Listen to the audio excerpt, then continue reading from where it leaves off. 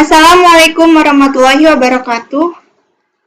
Saya dan kelompok saya ingin menjelaskan tentang pertemuan 11 yang berjudul Perancangan Aplikasi Web. Pertama-tama perkenalkan, nama saya Opi Siti Sofiah dan teman saya yang bernama Alia Pilian, Fauzi Ardiansah, Hasbi Alfaran, Nadia Safira. Untuk itu kita akan lanjut ke slide berikutnya. Di sini saya akan menjelaskan tentang pendahuluan. Di dalam pendahuluan, perancangan aplikasi web memerlukan aktivitas teknis yang berupa: yang pertama, menetapkan tampilan pada web; yang kedua, pembuatan rancangan estetika antarmuka pengguna atau yang biasa disebut interface; dan yang ketiga, pendefinisian struktur arsitektur aplikasi web secara keseluruhan; dan yang keempat, pengembangan isi dan fungsional; dan yang terakhir di sini adalah perencanaan navigasi. Untuk slide selanjutnya di sini ada pendahuluan, dan dalam pendahuluan lagi di sini ada perancangan web sangat penting bagi desainer karena membuat model yang dapat dinilai kualitasnya dan dapat diperbaiki sebelum isi dan kode dibentuk. Dan yang kedua, membuat model sebelum pengujian dilakukan.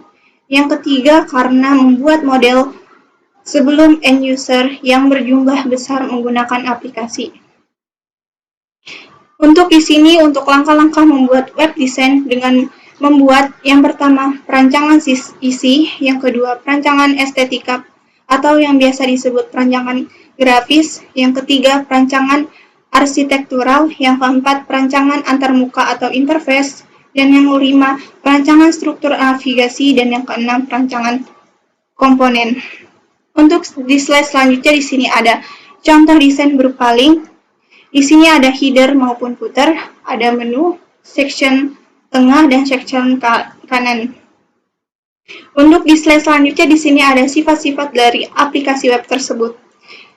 Yang pertama ada kepadatan jaringan, keserampakan, jumlah pengguna yang tidak dapat diprediksi, kinerja, ketersediaan, digerakkan oleh data, peka terhadap isi, evolusi yang berkesinambungan, kesegaran, keamanan, estetika. Untuk slide selanjutnya akan dijelaskan oleh teman saya.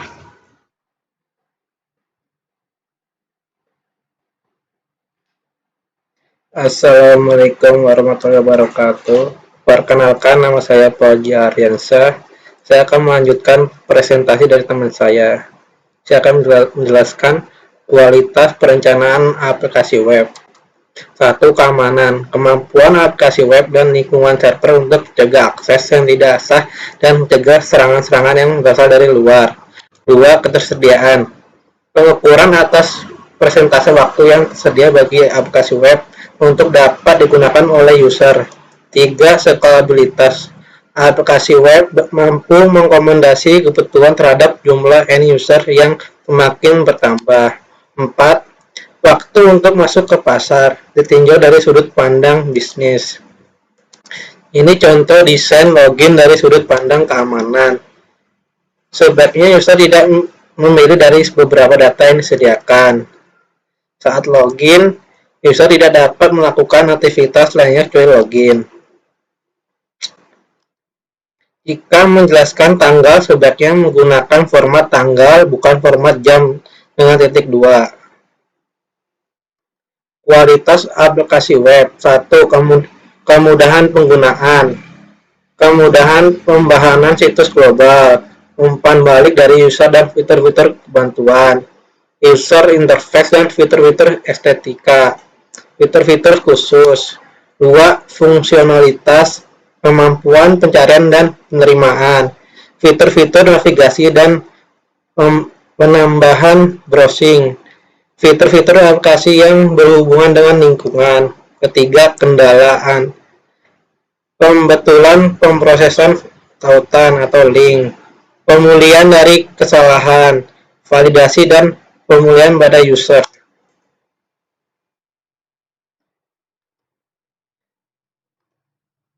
Sini ada gambar saat login gagal. Login failed berarti gagal masuk. Kemungkinan yang terjadi adalah saat akan memasukin sebuah akun terjadi ada ketidaksinkronan antara nama pengguna username dengan sandi atau password. Sistem memberikan umpan balik kepada user jika melakukan kesalahan. Kualitas aplikasi web. Lanjutan. 4. Efisiensi.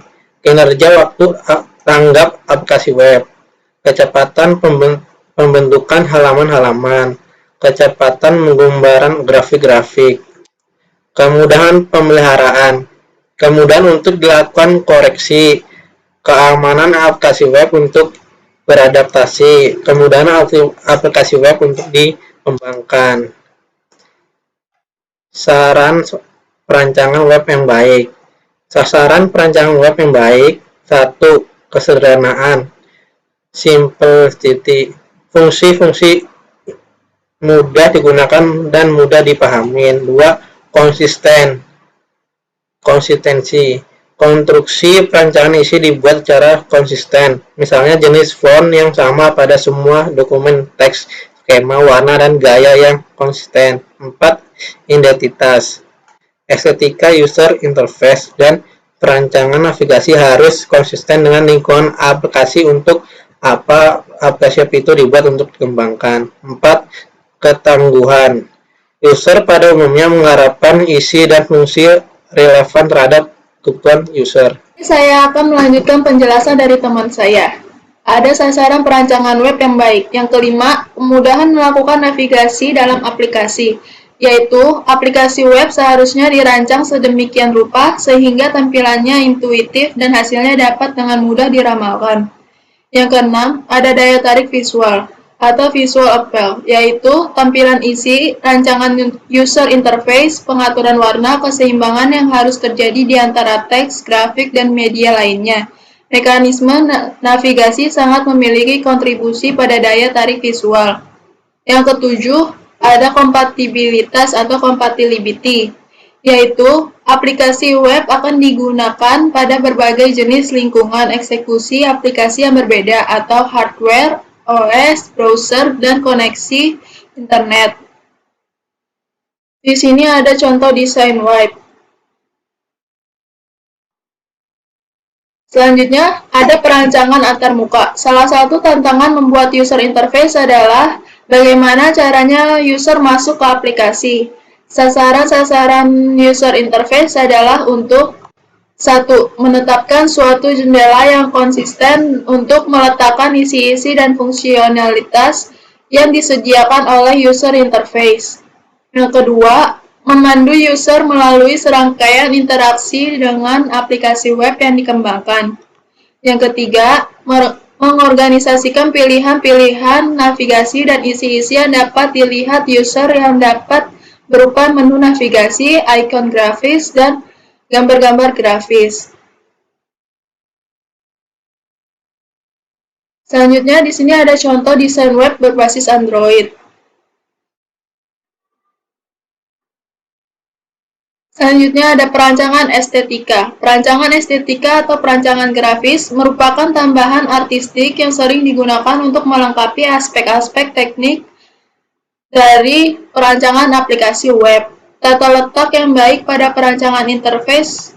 1. Jangan mengisi bagian dari halaman web dengan informasi yang akhirnya sulit untuk mengidentifikasi informasi tersebut. Yang kedua, lakukan penekanan pada isi yang merupakan alasan utama bagi user untuk masuk ke aplikasi web. Yang ketiga, lakukan pengelompokan fitur navigasi, isi, dan fungsi. Yang keempat, jangan perluas bagian aplikasi dengan penggunaan scroll bar. Sebaiknya kurangi isi yang jumlahnya banyak. Yang kelima, sesuaikan resolusi layar dan ukuran jendela browser. Selanjutnya ada perancangan isi. Hubungan objek isi dengan objek isi lainnya adalah sebagai bagian dari suatu model kebutuhan untuk aplikasi web. Permasalahan yang terjadi pada perancangan isi jika jumlah objek isi yang digabungkan untuk membentuk halaman web tunggal merupakan fungsi dari kebutuhan user yang dibatasi oleh kecepatan pengunduhan koneksi ke internet. Juga dibatasi besarnya ukuran jendela monitor yang digunakan user. Selanjutnya akan dijelaskan oleh teman saya. Berikut adalah contoh mockup atau tampilan rancangan detail isi buku. Selanjutnya ada perancangan arsitektural. Perancangan arsitektur web terkait dengan sasaran untuk aplikasi web, terkait dengan isi yang akan ditampilkan user dan navigasi. Arsitektur isi pada umumnya fokus pada bagaimana objek-objek isi distrukturkan agar layak untuk dipresentasikan kepada user dan menarik untuk ditelusuri. Aplikasi web distrukturkan untuk dapat mengelola interaksi user dengan aplikasi web, bagaimana menangani pekerjaan proses internal, bagaimana melakukan pengaturan navigasi, serta bagaimana menampilkan isinya. Selanjutnya ada arsitektur isi. Arsitektur isi mendefinisikan struktur keseluruhan halaman-halaman hypermedia. Arsitektur isi terdapat 4 struktur isi, yaitu pertama ada struktur linear. Dilakukan saat interaksi user dengan aplikasi web. Secara umum, memperlihatkan urutan yang dapat diramalkan. Contoh, urutan pemasukan pemesanan produk, di mana informasi tertentu harus dalam urutan yang bersifat spesifik. Semakin kompleksnya aplikasi web saat ini, memungkinkan urutan tidak berjalan secara murni linear, namun diperkenankan adanya variasi atau penyimpangan. Yang kedua ada struktur grid. Arsitektur diterapkan saat isi aplikasi web dapat diorganisasikan menjadi 2 dimensi atau lebih, yaitu dimensi horizontal dan dimensi vertikal. Dimensi horizontal merepresentasikan jenis-jenis produk, dan dimensi vertikal merepresentasikan penawaran yang disediakan oleh penjualnya. Arsitektur model grid bermanfaat hanya saat isi aplikasi web bersifat sangat teratur. Yang ketiga yaitu struktur hierarki, merupakan arsitektur yang umum dijumpai pada aplikasi web. Namun, pencabangan bisa saja menimbulkan kebingungan untuk pengguna. Rancangan dimungkinkan adanya pencabangan hypertext atau aliran kendali secara horizontal bergerak melintasi cabang-cabang vertikal pada struktur aplikasi web. Yang terakhir yaitu ada struktur jaringan atau yang disebut dengan web murni. Struktur jaringan memiliki penelusuran yang fleksibel atau tidak kaku. Struktur ini dapat digabungkan untuk membentuk struktur-struktur yang bersifat komposit. Pada hari ini, saya Aldi Aprilian, saya akan menjelaskan tentang arsitektur aplikasi web. Arsitektur aplikasi web itu sendiri apa sih? Yaitu mendeskripsikan infrastruktur yang memungkinkan sistem atau aplikasi berbasis web untuk mencapai sasaran-sasaran bisnisnya. Arsitektur aplikasi web dibuat dalam 3 lapisan yang bertujuan untuk memisahkan antar muka dari mekanisme, navigasi, dan dari perilaku yang dimiliki oleh aplikasi itu sendiri. Hal ini akan menyederhanakan implementasi aplikasi web dan akan meningkatkan penggunaan ulang komponen-komponennya. Arsitektur aplikasi itu sendiri, aplikasi web itu berupa arsitektur MVC, model view controller. Secara fungsional dijelaskan sebagai berikut, yaitu pengendalian, mengelola akses ke model, ke view, dan melakukan koordinasi aliran data di antara model dan view. Model, memuat semua isi yang bersifat spesifik terhadap aplikasi dan memuat logika pemrosesan termasuk di dalam semua objek isi. View itu sendiri memuat semua fungsi yang bersifat spesifik terhadap user interface yang di dalamnya termuat presentasi, isi, dan logika pemrosesan. Objek, isi, akses ke data, dan ke sumber informasi lainnya, dan semua fungsionalitas pemrosesan yang diperlukan user. Rancangan navigasi. Rancangan navigasi itu sendiri memiliki arti merancang lintasan navigasi yang memungkinkan user mengakses isi dan fungsi-fungsi aplikasi web. Contohnya adalah semantik navigasi. Yaitu unit semantik navigasi adalah sejumlah informasi dan struktur navigasi yang saling berkolaborasi untuk memenuhi kebutuhan user yang bersifat khusus. Contoh, seorang pelanggan baru mungkin memiliki 3 use case yang berbeda yang semuanya menghasilkan akses ke informasi dan fungsi-fungsi aplikasi web yang berbeda. Semantik navigasi harus dibuat untuk masing-masing sasaran tersebut. Sintak navigasi. Contohnya adalah link navigasi yang bersifat individual, seperti link berbasis teks, icon, tombol, pilihan, dan grafis harus sesuai dan konsisten dengan isi yang ditampilkan. Bar navigasi horizontal, daftar kategori isi dan kategori fungsional utama yang berisi link yang sesuai. Kolom-kolom navigasi vertikal, Berisi daftar kategori utama dan kategori fungsional. Berisi semua objek isi utama. Tab merepresentasikan kategori isi dan kategori fungsional sebagai tab sheet saat suatu link diperlukan. Peta situs, yaitu menyediakan suatu tabel isi yang dapat digunakan untuk melakukan navigasi ke semua objek dan semua fungsionalitas. Dan ini contoh icon navigasi yang kurang jelas karena di sini hanya tertera nama, name, spacer, tanggal, dan keterangan hadir berupa checklist. Di sini tidak diperjelaskan dirinci lagi untuk contohnya untuk absensi untuk kebutuhan apa. Maka di sini kan perlu dijelaskan secara lebih detail.